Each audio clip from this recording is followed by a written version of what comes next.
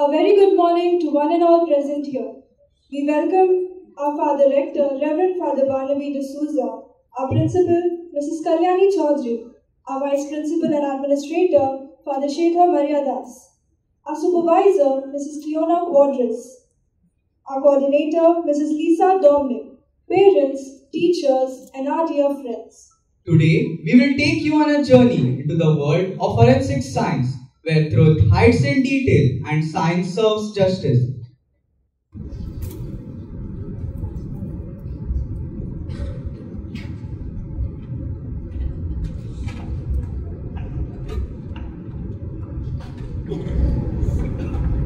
Naitik, come for breakfast and call your father too.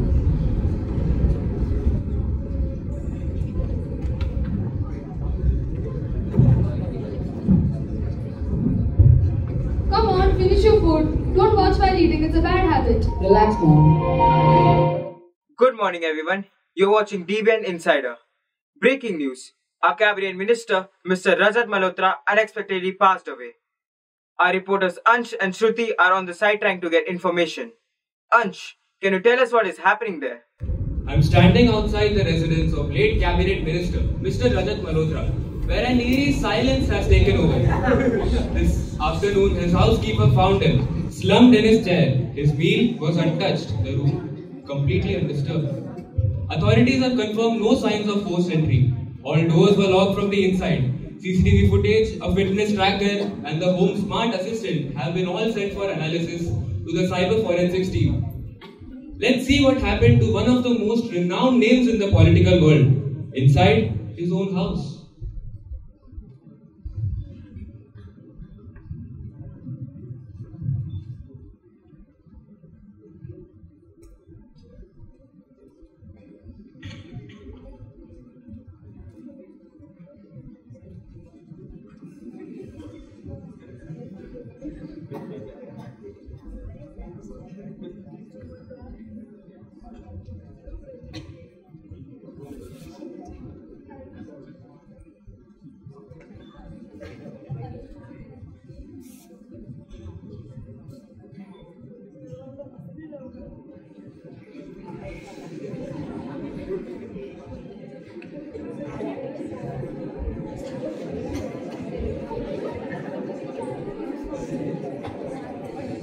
Excuse me, sir. I am joined by Dr. Srihari, a forensic pathologist. Doctor, what can you tell us at this early stage? At least externally, there is nothing conclusive. My job is now to perform a full autopsy. We'll be examining organs, collecting fluid samples, and looking for any anomalies to be found. So you mean no real conclusion has been reached yet? Until the internal examinations are complete and the toxicology reports are in, it would be premature to speculate. So to reach a conclusion, we must coordinate with each department and share them our insights. So kindly excuse me. Let's now move to the dining area where the CSI team is investigating. Maybe we could get some precious insights. Sir, excuse me. We are now joined by Mr. Kavya, the lead crime scene investigator on the scene. Mr. Kavya, what's happening at the scene? Well, our job is to analyze and collect every single piece of physical evidence exactly as it was found. We photograph scene, test for fingerprints, and preserve everything for lab analysis. All in all, preserving the scene and its details. Well, sounds like a job that requires precision. So you're telling me even a simple wine glass can hold much significance? In forensics, even the slightest smudge holds significance. In this field, detail and observation skills are key. Your evidence speaks louder than words and science serves justice. As we now move to the inner quarters, where the housekeeper who discovered the body is being questioned by forensic psychologist. Joining us is Dr. Niharika, a forensic psychologist who is assisting authorities in understanding the mental and emotional circumstances surrounding the case. Thank you. I understand this is difficult, but your honesty will help us a great deal. Can you tell us again how you found Mr. Malhotra? I just came in his room to take his plate like always. The door was unlocked and he was just sitting and sitting, not responding. The food was cold. Was there anything unusual about his behavior this past week? He seemed tired, quiet. He hadn't spoken to anyone for 2 days. He even told me to cancel his morning meetings. That's helpful. Was there anything, gestures, tones, remarks that struck you as odd? He said some strange things, but I didn't think much of it at that time. Thanks a lot. This will help us build a behavioral profile. You did the right job by coming forward. We're just receiving an update from the cyber forensics team. Joining us now via video call is Mr. Hassan, the head of cyber forensics, and Ms. Elizabeth, lead data analyst. Mr. Hassan, what can you tell us at this early stage? Certainly, the data retrieved from the victim's smartwatch shows a rapid elevation in heart rate, followed by a sudden drop, consistent with the estimated time of death. The analysis of CCTV footage confirms that there was no entry or exit recorded during the critical time frame. Nothing unusual, mostly routine. Music playback, reminders, lights. However, everything is being cross-referenced with biometric data to ensure timeline consistency. Sir, what about the smart assistant? Any irregular activity? Nothing unusual, mostly routine. Music playback, reminders, lights. However, everything is being cross-referenced with biometric data to ensure timeline consistency. Thank you, sir. Ms. Elizabeth, as a lead data analyst, could you help us understand what role data plays in such investigations? Absolutely. While the cyber team extracts the raw data, it's our job to interpret and connect the dots. We look at patterns across devices, like when the lights were turned on, what songs were played, if any voice commands overlap with stress indicators in the variables. Ma'am, that sounds very technical. Can you give us an example? Sure. For instance, we noticed that a reminder was triggered 2 minutes after the heart rate dropped, which strongly suggests that the device was still active, but the user was unresponsive. We even compared room temperature sensor logs with body heat changes from the fitness tracker. Now, it gives us a more clear timeline of when the body actually stopped regulating temperature. Ma'am, so you're not just working with tech, you're telling a story with data. Exactly. Every digital footprint tells us something. A light left on, a command not followed through, can help us narrow down the moment of collapse. Sir, if I may ask, what's the verdict then? Foul play or natural causes? Our job here is to analyze without bias, whether this was natural or foul. That is the conclusion we will reach together with all other departments. To get accurate results, one must cooperate with all teams. It's been great sharing our insights, but now pardon us as we have to get back to it. Thank you for sharing your insights. Ladies and gentlemen, we will be right back after a short break. Till then, keep watching DBN Insider. Dad, I found the career of forensics to be quite interesting and I would like to pursue my career in it. How could one do so? That's very good. I had recently heard about Don Bosco's Career Counseling Center in the city, where the experts will answer our questions. We will visit the center tomorrow. The next day, Nathik and his father decided to visit the Don Bosco Career Counseling Center.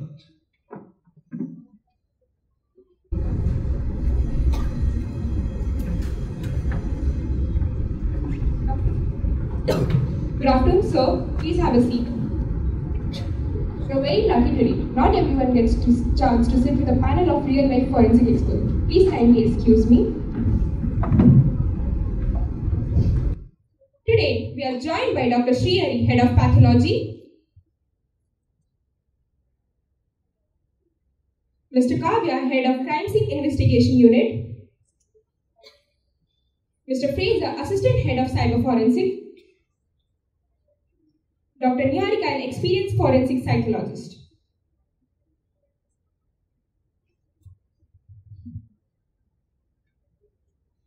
Dr. Srihari, could you please tell us how one can become a forensic pathologist? Certainly, students must opt for science stream in the classes 11th and 12th. After clearing their NEET exam, they pursue an MBBS and then the specialization with MD in forensic medicine. Top institutes include Delhi Institute of Forensic Science, Gujarat Forensic Science University, and Institute of Forensic Science, Mumbai. At what career level one starts in this field? As for the career levels in this field, first is entry level, which is junior medical examiner, then the mid level, which is hospital forensic officer, and then the senior level, which is chief forensic pathologist. Thank you, sir. Now let's turn to the field investigators. Mr. Kavya, how can one join the CSIT? One can begin by choosing the science stream. They can pursue a bachelor's in forensic science, criminology, or police studies. Postgraduate diplomas help with specialization. What are the best institutes and job roles in our country? Some well-known institutes are the International Forensic Sciences Institute and the LNJN, National Institute of Criminology and Forensic Science. Initially, I joined as an evidence technician, but after 5 years of experience, I became lead crime scene analyst and now working as a lead investigator. What matters here most is attention to details, being calm under pressure, and an investigative mindset. Thank you, Mr. Kavya. Now, let's move into digital realm. Mr. Fraser, could you please tell us how one can become a cyberforensic? Well, cyber forensics is open primarily to those from the science and commerce streams. Students can take CS, IT or cyber security students can take CS, IT or mathematics after class 10th and then pursue a BSc or BTech in cyber security, IT or CS. Commerce students can enter through bachelor's in information systems, digital accounting or data analytics, followed by certification in cybercrime investigation. This domain needs logical reasoning, fast adaptation to tech trends, and a passion for solving digital puzzles. Thank you, sir. Finally, let's speak to the mind behind the behavior. Dr. Niharika, how can one become the forensic psychologist? Forensic psychology is ideal for the students from the humanities or arts stream, especially those who take psychology in class 11 and 12. The path begins with a bachelor's in psychology or sociology, followed by a master's in clinical or forensic psychology. Some go ahead with MPhil, while others choose to do PhD in criminal behavior, trauma therapy, or offender profiling. Are there different job roles in psychology field also? Indeed, there are various job roles in the field of psychology. Entry level: assistant psychologist, victim support officer; mid-level, forensic interviewer, correctional facility counselor, and senior level, police consultant. This field is about understanding why people act the way they do. It's emotional, investigative, and deeply human. Thank you, ma'am. Now, Mr. Fraser, could you please tell us how much one can earn in this field? As I told you, this domain needs logical reasoning, fast adaptation to tech trends. It also requires an investigative mindset. Salary varies from designation to designation, but it is in the range of 4 to 60 lakhs per annum in India and abroad 40 to 80 lakhs per annum. Thank you. Excuse me, ma'am? Yes? I feel that these fields are majorly science-oriented. But are there job opportunities for students who aren't from science, like commerce or arts? Yes, I completely agree this field is science-oriented, but forensics welcome the students from all the streams, arts, commerce, and science. For example, art students can become forensic psychologist, victim support officer, legal forensic expert, or crime scene illustrator. Commerce students can explore forensic auditing, financial fraud, and crime scene accounting. There are even job roles in documentation, HR, case analysis, and policy drafting. Moreover, we have Dr. Niharika amongst us who have started a career in the field of teaching in a renowned university. In short, forensic science is not just a subject, it's a system, and every stream has a way to contribute in it. Thank you to our incredible panel. Whether it's behind a microscope or decoding data, Even understanding the human mind, forensic science has a space for every stream, every strength, and every student. And now it's my honor to introduce someone who is truly represent excellence in this field, who is also a boss boy.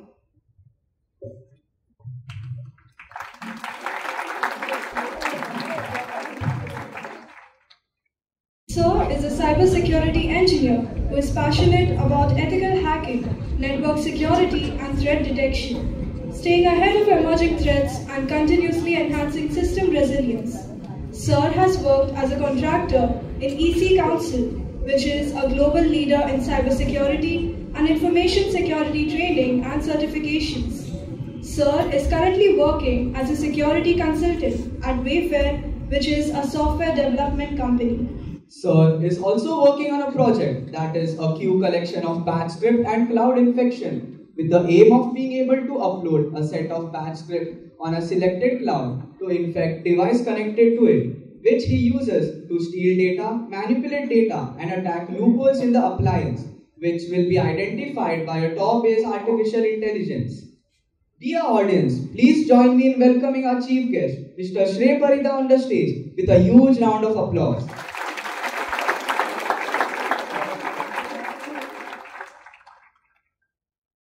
I now request our school head boy, Mudassir Sheikh, to felicitate Mr. Shrey Parida.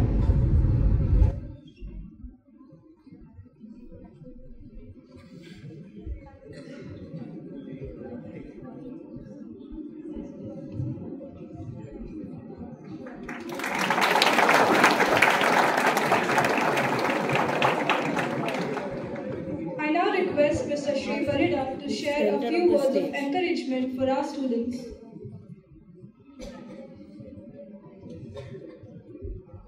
Hello everyone present here. To be honest, deeply honored to be a part of something special which is bringing cyber forensics and cyber security to life. I work at a crossroad of cyber security and cyber forensics. I have to work with both cyber forensics departments and cyber security teams to understand how cyber security, how cyber attacks works, and how cyber forensics has been working in this country. Cybersecurity, to be honest, now is not about firewalls and just antivirus. It's about privacy, protection, and even mental well-being of everybody. Because cyber attacks don't differentiate between poor or rich. It does not differentiate between man or woman. It just attacks everybody's data privacy. Cyber forensics plays a critical role in this protection. It helps us investigate these breaches. It helps us protect people's data. And to be honest, just puts all of these cyber attackers, criminals at the place where they should be, that's jail. But what truly is remarkable about all of this is that all branches of cyber forensics work together, like pieces of a puzzle. A cyber forensic investigator may uncover evidence from a hacked device. These evidence then are linked to financial forensics, tracking illegal activities, profilers, creating psychological profiles for these people. And the end, the legal forensic ensures that this evidence is preserved and presented in a distinct and disciplined manner in court. In this field, it's like a battlefield. It has its own challenges. This technology is always changing, it's always upgrading. So keeping in check with this is a really tough job. The second biggest problem in this field is that there's a shortage of skilled professionals. Even though with the amount of opportunities that are present here, there are very less skilled professionals present to understand, because the technology is always changing, there are always things that will create problems. And cyber attacks is actually just nothing where the computer fails. So understanding where a computer can fail is a really tough job for humans. And cyber forensics does the job of understanding where the smallest little loophole exists that the cyber attacker used to create this problem. But every challenge brings a door of an opportunity. If you love coding, you can always become an ethical hacker or an unethical hacker. If you enjoy or you are fascinated by clues and logic, you can act as a cyber investigator, and it's not that hard to become a cyber investigator, to be honest. If you enjoy psychology, you can delve in social engineering and creating behavior profiling, which is, to be honest, very high paying. Even from commerce or a legal background, you can contribute to forensic auditing and cyber law. Cyber forensic is not just an IT job anymore. It is a mission, it is a mindset, it is an action for discipline. Cyber forensics, in the simplest terms, is the help to secure data, find the culprit when cybersecurity fails. And a message to all of these future generations who chooses to pursue this field. Actually, as a matter to pursue this field, there's only two things you require: curiosity and creativity. You don't need a degree, you don't have to wait for a degree to start learning. I was sitting in one of you in 12th grade when I started learning. And it is very easy to learn. Everything is available on the network. You can start as a Tor browser, you can start learning Kali Linux, which is very open, allowed for everyone here to learn. This is, to be honest, really weird for me. But I have deep respect for everyone here, and I encourage all of you to start learning. Don't wait for a cyber attack or a crime to happen to you to start learning, to take precautions. Thank you.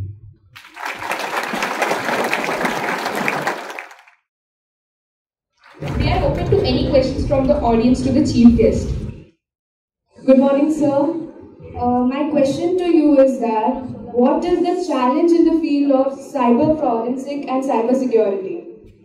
The challenges in this field, as I said before, first is the continuously changing technology.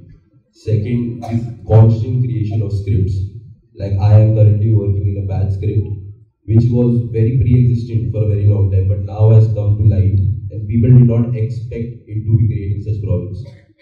Also, third, as I said, there's very less skilled professionals, because cybersecurity is a very niche skill, because you can only learn a few things if you're not ready or you're not curious enough.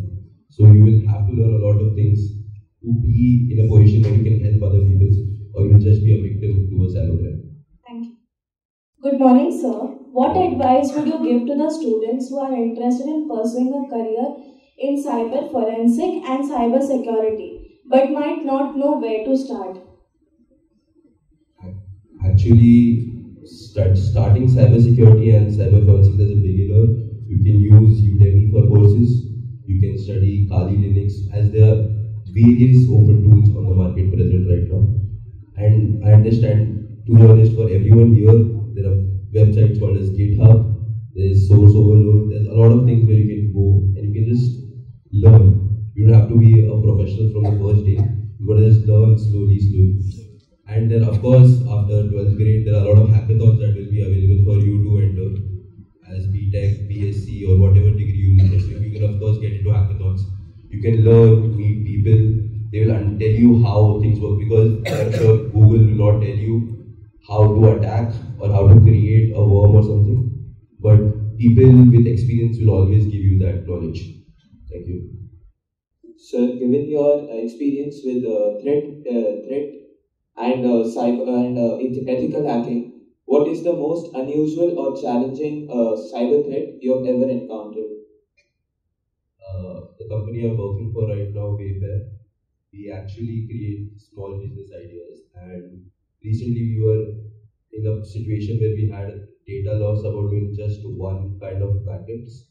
But to be honest, when we started investigating about it, we found out that the virus that we had messed up with came from a printer. Literally a printer. So this is a message for everyone, to professionals, to students, to teachers. Anything connected to a network is a vulnerable position. So you have to protect everything that is in your network. You have to protect your network. Because if a virus from a printer can cause a problem to us, trust me, I'm a cybersecurity analyst. I've been working here for a while, and I lost to a printer. It's embarrassing. Thank you. Thank you, sir, for your positive words. Your journey stands as a reminder of your dedication and discipline. There is one more question.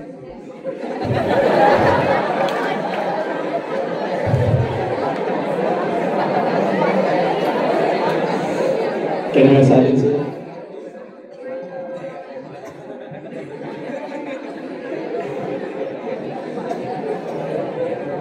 Good morning, sir. Who is it?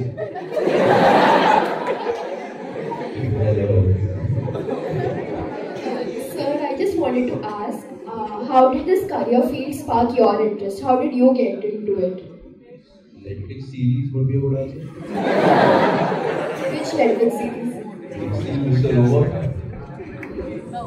Basically, cybersecurity and cyber forensics. Actually, I've been interested in cybersecurity since I was a kid. And my curiosity was always that I used to see on Google that some company had like billions of dollars of losses. Some hospital got ransomware attacks. And I used to always question who is getting all of this money. And you slowly start understanding how this system works. Because there are hundreds of attacks that happen every day, but it goes unnoticed, it does not come into the media. And my spark actually came from Mr. Robot. He was an ethical hacker, don't mind it. And the part where he had multiple monitor setups with a lot of line of codes running around him, just sparked inside of me that this field could actually be as interesting as it seems. Thank you, sir.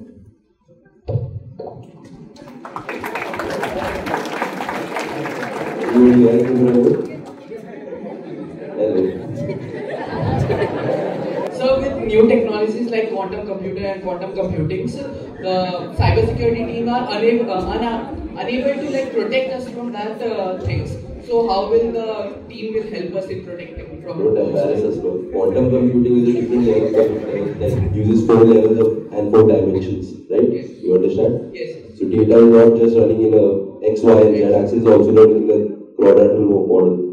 You understand, right? Yes. So in that process, and don't embarrass us by saying we can't protect our computers. We are protecting our computers as much as we can. So, but latest attacks on Alto Palo from the quantum computer happened. See, I will don't mind I'll have to correct you. That was not just quantum computers, that was computers, supercomputers. So I'll tell you one thing. Right now, cybersecurity is able to save data working at multiple terabytes per second. But what you're talking about supercomputer works at petabytes of speed. You never realize that, right? And trust me, cybersecurity analysts don't get enough money to run against petabytes. God does cyber attacks mostly in the world, coming from international domestic, have the money to have a supercomputer. That supercomputer attack was highly political and country based. So don't embarrass us. Thank you for the question.